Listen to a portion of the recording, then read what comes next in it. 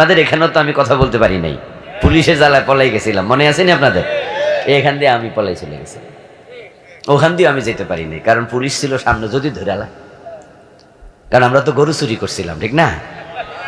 আমরা ডাকাতি করছি, এদেশে আমরা খারাপ মানুষ, এজন্য পুলিশ আমাদেরকে ধরতে আসছিল।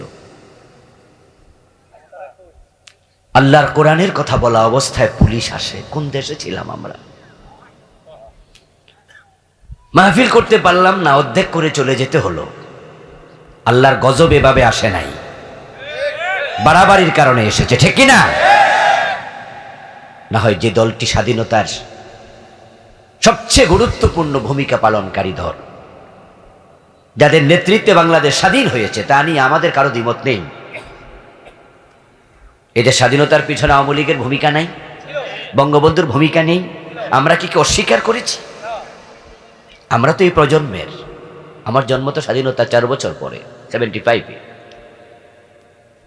কে রাজাকার ছিল, কে আলবদর ছিল আমরা জানি না, আমরা এগুলো দেখিনি, শুনেছি।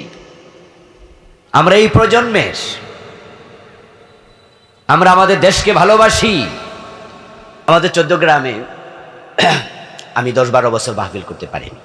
এই জন্য এখানে মাহফিলের জন্য আমাকে একজন ভিভিআইপি লোক এখানে প্রস্তাব করেছিল, যে মুজিব ভাই থাকে তখন ফার্ম গেটের পাশেই, ওনার যেই আপনার ওই যে সরকারি যে বাসভবন আছে, আমাদের সংসদ ভবনের সাথে যেই হুইপ ছিল তখন, কি ওই যে নেম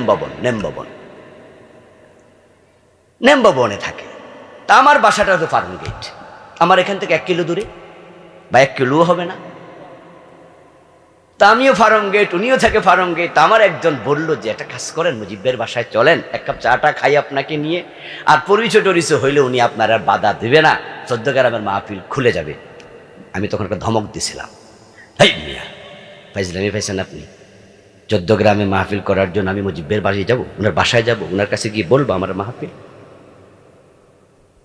তখন বললো সরি, আমি আবুল কালাম আজাদ, ছোট মানুষ, তারপরও আমি মুজিব ভাইয়ের মাহফিলের প্রতি কাঙ্গাল নয়। উনি মাহফিল বাধা দিলেই কি, মাহফিল করতে দিলেই কি, কিচ্ছু আসে যায় না, তা নিয়ে ভাবি নাই। উনার কাছে গিয়ে বলবো না আমার মাহফিল দাও,